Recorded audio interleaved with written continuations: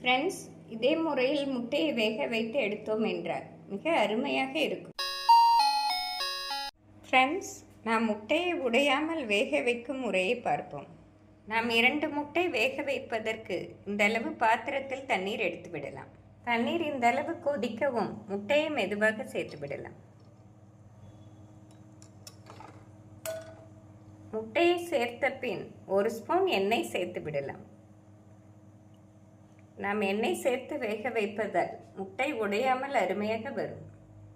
மூடி போட்டு மீடியம் ஃப்ளேமில் 10 நிமிடம் வேக வைத்து எடுத்து விடலாம். ஃப்ரெண்ட்ஸ், நாம் சரியாக 10 நிமிடம் வேக வைத்தோம் என்றால் சரியான பதமாக வெந்து வந்துவிடும். ஃப்ரெண்ட்ஸ், 10 நிமிடம் ஆகிவிட்டது. முட்டை நன்றாக வெந்து வந்துவிட்டது. அடுப்பிலிருந்து இறக்கி விடலாம். முட்டை சுடு தண்ணீரிலிருந்து எடுத்து விடலாம். முட்டை நன்றாக ஆறவும் உரித்து விடலாம். ஃப்ரெண்ட்ஸ், முட்டை நன்றாக ஆறவும் உரித்து எடுத்து விடலாம்.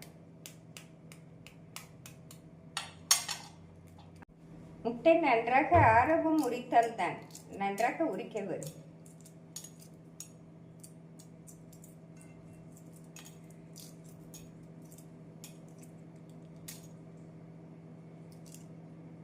ஃப்ரெண்ட்ஸ், முட்டை உடையாமல் அருமையாக வெந்து வந்துவிட்டது.